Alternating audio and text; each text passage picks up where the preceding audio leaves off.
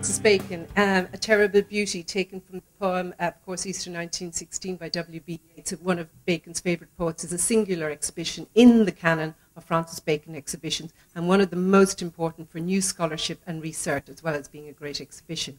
Background of Francis Bacon: he was born in Dublin at 63 Lower Baggot Street, of English parents who came to Ireland at the turn of the 20th century to hunt and train horses.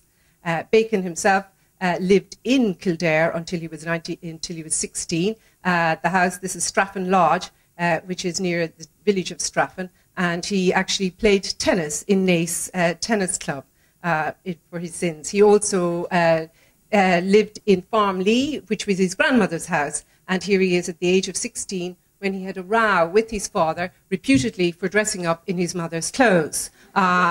His father was a military man, he was a captain in the army, and was very disappointed with his son. He went to Berlin with supposedly a friend of the family who was also homosexual, so he introduced Francis to the louche life of Berlin. Francis then went to Paris, where he learned to speak fluent French and was very influenced by Picasso and also by Poussin.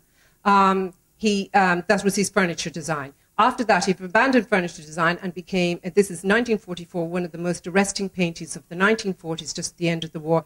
As John Russell said, we had no name for it. It caused utter consternation. In our exhibition, we have what was thought to be the left-hand panel of that painting, three figures at the base of the crucifixion. This has never been seen before. It's also painted in 1944-45, and you see the figure smelling flowers, but it's absolutely terrifying. He moved into Rees Mews in 1961 and lived there till 1992. The circular mirror at the end, we think, is from the days when he was an interior designer. It's a tiny mews, 6 metres by 4 metres, and some of the greatest figurative paintings of the 20th century were painted there. Tate declined to take the studio. I decided it was a great idea. John Edwards donated it to Dublin City Gallery, the Hugh Lane. We sent in a team of archaeologists and conservators to take out the 7,500 items. Here you'll see the treasure trove, the immense archive, a Mowbridge photograph, a photograph of Giacometti, and to the left, a small photograph of John Edwards, who was Francis Bacon's heir, left him everything, and he donated the studio and the archive to Dublin.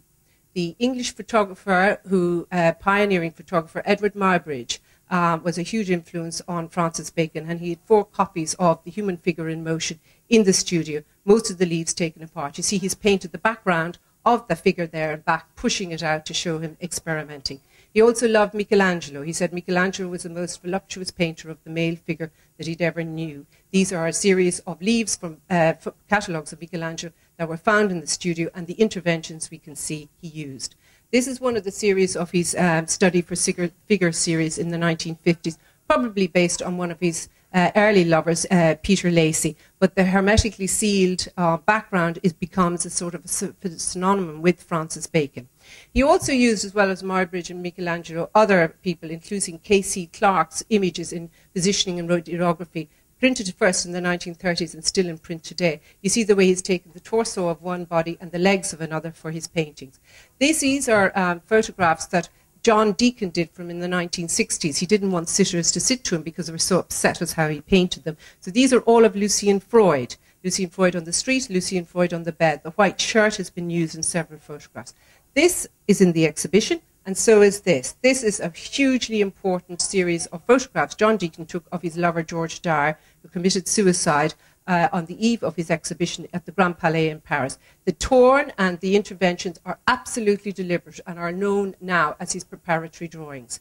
When George died, Peter Beard, seen here on the right, very handsome young man who's still alive and came to our exhibition opening, took the place somewhat of George Dyer in the effect of photographs, but he's a famous wildlife photographer and they were great friends. In the exhibition, we show you that Bacon was hugely critical of his own work and edited it by cutting out sections. This painting was sold in the 40s, brought back, and Bacon cut it out and kept it in the studio. He also always said that he never did any drawings. This exhibition resets a lot of questions, now based on fact rather than myth and legend. This is one of his drawings. There's a whole room of his drawings. Finally, this is a portrait of Peter Lacey done in the 1950s. It just gives you an idea of what to look at, but you're just seeing it, you're not looking. 15 seconds is far too short to look at anything. And it's just impossible to talk about an exhibition in that length of time. Thank you.